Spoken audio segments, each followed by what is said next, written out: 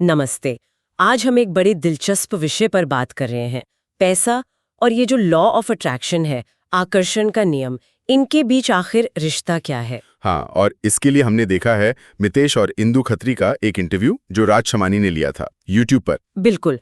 और ये चर्चा ना थोड़ी अलग है क्योंकि इसमें साइंस और स्पिरिचुअलिटी दोनों का एंगल है। हाँ, मतलब एक तरफ तो फिजिक्स वाली बात है, एनर्जी, फ्रीक्वेंसी, और दूसरी तरफ भगवद गीता के सिद्धांत जैसे कर्म और विश्वास। और कोशिश ये समझने की है कि भाई कुछ लोग क्यों इतनी आसानी से पैसा अट्रैक्ट कर लेते हैं और दूसरों को क्यों मुश्किल होती है। इसमें एक टर्म बार बार आया, मनी फ्रीक्वेंसी। हाँ, मनी फ्रीक्वेंसी। इसका मतलब क्या हुआ? जैसे हमारी फीलिंग्स, हमारे विचार। हाँ, हमारी भावनाएं, विचार, हमारे बिलीफ्स यानी मान्यताएं और हमारे कर्म, ये सब मिलकर एक तरह से हमारी एक खास एनर्जी वाइब्रेशन या फ्रीक्वेंसी बनाते हैं। अच्छा। और कहा यह गया है कि अगर ये फ्रीक्वेंसी पैसे की फ्रीक्वेंसी से मैच कर जाए तो पैसा खिंचा चलाता है। थियरी तो यही है, सुनने में बड़ा सीधा लगता है, पर असल में इतना आसान है नहीं, है ना? बिल्कुल नहीं। क्योंकि इंटरव्यू में साफ बताया गया कि सिर्फ ऊपर ऊपर से पॉजिटिव सोचना या कुछ टेक्निक्स कर लेना काफी नहीं है। अगर अंदर कुछ और चल रहा हो तो? हाँ, अगर हमारी जो अंदरूनी फ्रीक्वेंसी है, हमारे गहरे विश्वास, वो ठीक ना हो, और यहीं पर वो मनी वुंड्स की बात आती है। मनी वुंड्स मतलब पैसे से जुड़े पुराने घाव। हाँ, बिल्कुल। ये बचपन के बुरे अनुभव हो सकते हैं या माँ बाप से पैसे के बारे में सुनी हुई नेगेटिव बातें। जैसे? क्या उदाहरण दिए थे? जैसे कि पैसा कमाना बहुत मुश्किल काम है, या पैसा तो भाई हाथ का मैल है, या मान लीजिए किसी ने देखा हो कि मेरे पिताजी तो बिजनेस में फेल हो गए थे। ओह, तो ये सारी बातें अनजाने में, मतलब सबकॉन्शियस लेवल पर हमें ब्लॉक कर देती हैं। तो एकदम ये रुकावटें बन जाती हैं। और दिलचस्प बात यह है कि इंटरव्यू में एक मनी फ्रीक्वेंसी टेस्ट भी किया गया। हाँ, मैंने देखा।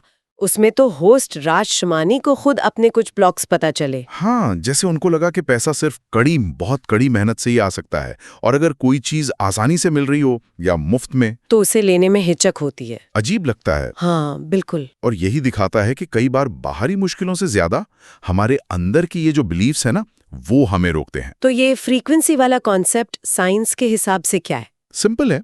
साइंस कहती है सब कुछ एनर्जी है, हर चीज वाइब्रेट कर रही है, उसकी एक फ्रीक्वेंसी है, और लॉ ये है कि सेम फ्रीक्वेंसी वाली चीजें एक दूसरे को अट्रैक्ट करती हैं। तो पैसा भी एक एनर्जी है? हाँ, पैसा भी एनर्जी का एक रूप है।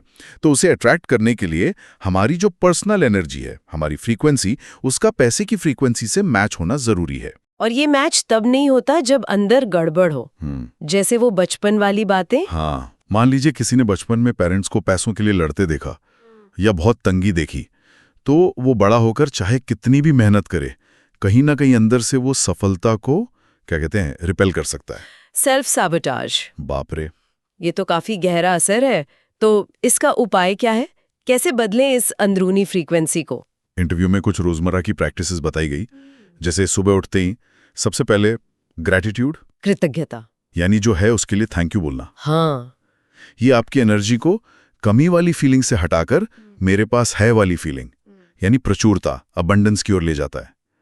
फिर वो मैजिक वाटर वाली टेक्निक थी। हाँ, पानी पीते समय अपने गोल्स को विजुलाइज करना और विजन बोर्ड देखना। और एक और मजेदार चीज थी नेगेटिव विचारों के लिए।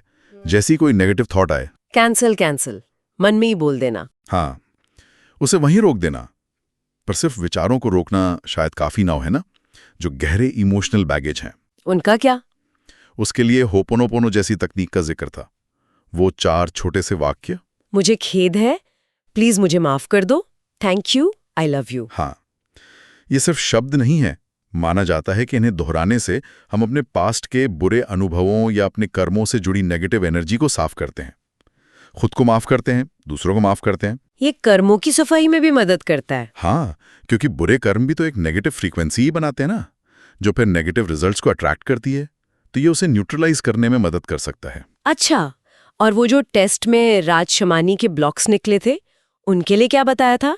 EFT? हाँ, EFT, इमोशनल फ्रीडम टेक्निक। ये एक तरह की टैपिंग थेरेपी है। टैपिंग मतलब थपथपाना? हाँ, शरीर के कुछ खास पॉइंट्स पर उंगलियों से हल्का हल्का टैप करते हैं और साथ में अपनी प्रॉब्लम या नेगेटिव बिलीफ को बोलते हैं। और इससे होता क्या है? माना जाता है कि ये टैपिंग हमारी एनर्जी सिस्टम में जो फंसी हुई नेगेटिव इमोशंस या मान्यताएं हैं, जैसे मैं पैसे के लायक नहीं या पैसा कमाना बहुत मुश्किल है, उन्हें रिलीज करने में मदद करती है। वो अंदरूनी रुकावटें हटती हैं। विश्वास की बात भी बहुत जोर देकर कही गई कि अभी क्या है उस पर फोकस मत करो, बल्कि अपनी काबिलियत और सपनों पर ऐसे यकीन करो जैसे वो सच हो चुके हैं। वो अमीरी वाली फीलिंग, वो मानसिकता। हाँ, और ये सिर्फ सोचना नहीं बल्कि उसे महसूस करना है, उस एनर्जी में रहना है। बिल्कुल। और कर्म का सिद्धांत भी इससे जुड़ा है।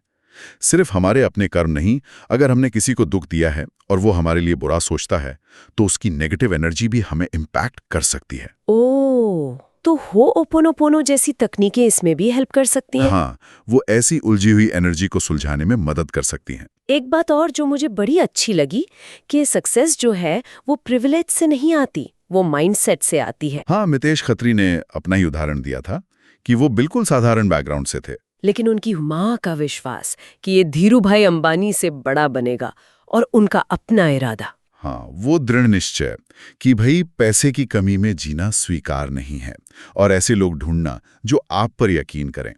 तो कुल मिला के ये सारी बातचीत यही बता रही है कि हमारी जो फाइनेंशियल रियलिटी है वो बाहर के हालात से कहीं ज्यादा हमारी अंदर की दुनिया पर डिपेंड करती है। हाँ, हमारी एनर्जी, हमारे गहरे विश्वास, हमारी भावनाएं और हमारे वो पुराने अनसुलझे इमोशनल मुद्दे। तो इसका मतलब सेल्फ अवेयरनेस जैसे उस टेस्ट से मिली, और ये जो इमोशनल क्लीनिंग के टूल्स हैं, EFT हैं, होपोनोपोनो हैं, शायद यही चाबियां हैं अंदर की दुनिया को बदलने की। और जिससे फिर बाहर की दुनिया भी बदल सकती है। बिल्कुल।